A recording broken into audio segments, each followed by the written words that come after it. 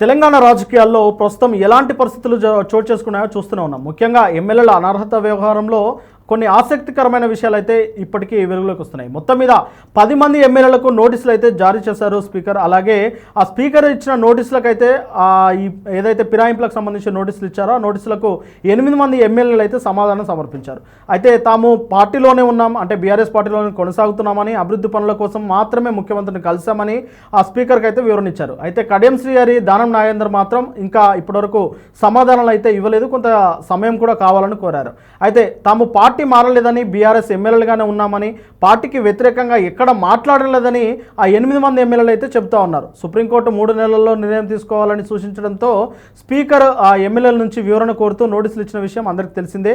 ఇక స్పీకర్ కార్యాలయం నుంచి నోటీసులు అందుకున్న 10 మంది ఎమ్మెల్యేలలో బండ్ల కృష్ణమోహన్ రెడ్డి, అరకపుడు గాంధీ, సంజయ్, గూడెం మైపాల్ రెడ్డి, పోచారం శ్రీనివాసరెడ్డి, అలాగే ప్రకాష్ గౌడ్, కాళయాదయ్య, తెల్ల వెంకటరావు అయితే ఉన్నారు. అయితే వీరైతే లిఖితపూర్వకంగా సభాపతికి అయితే వారి వివరణ అయితే ఇచ్చారు.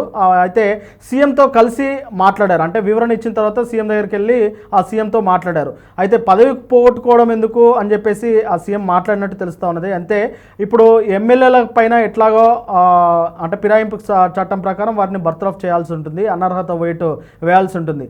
అనర్హత వేటు వేయడానికి ముందే సీఎంతో కలిసడంతో సీఎం అయితే వీరికి ఒక విషయం అయితే చెప్పినట్టు తెలుస్తూ ఉన్నది. పదవి అనవసరంగా పోగొట్టుకోవడం ఎందుకు, బీఆర్ఎస్ పార్టీలోనే తన మనసులుగా కొనసాగమని చెప్పినట్టు కొన్ని వార్తలు అయితే వస్తున్నాయి. దాంతో వారంతా ఓకే అన్నట్టు తెలుస్తూ ఉన్నది. అయితే కడియం శ్రీహరి, దానం నాగేందర్ మాత్రం ఇప్పటివరకు దీనిపై సమాధానం అయితే చెప్పలేదు. అదేవిధంగా కడియం శ్రీహరి కూడా, అంటే ఆ సమావేశానికి కూడా కడియం శ్రీహరి వెళ్ళలేదు.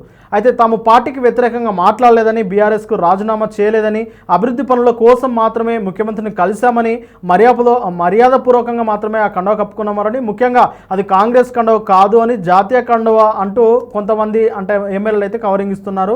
సోషల్ మీడియాలో దానికి సంబంధించి కూడా కొన్ని వ్యాఖ్యలు అయితే చెప్తా ఉన్నారు. అవే ఇప్పుడు ప్రస్తుతం రాజకీయాల్లో ఆసక్తికరంగా మారుతున్నాయి.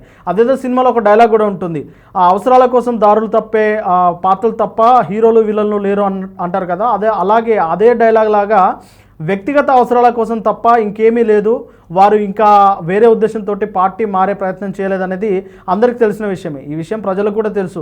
కడియం శ్రీహరి ఆయన కూతురికి బీఆర్ఎస్ టికెట్ నుంచి వచ్చింది, ఆయనకి ఎంపీగా బీఆర్ఎస్ టికెట్ తెచ్చుకున్నారు. అలాగే 10 కోట్ల వరకు ఆ పార్టీ ఫండ్ కూడా ఇచ్చినట్టు ఆ మధ్యలో వార్తలు వచ్చాయి.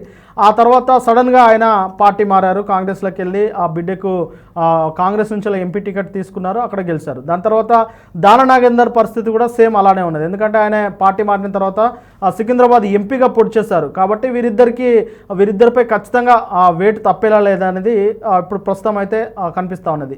అయితే స్పీకర్ వేటు వేయడానికి ముందే పార్టీకి వీరే రాజీనామా చేస్తారన్న ప్రచారం కూడా ఇప్పుడు జరుగుతూ ఉన్నది.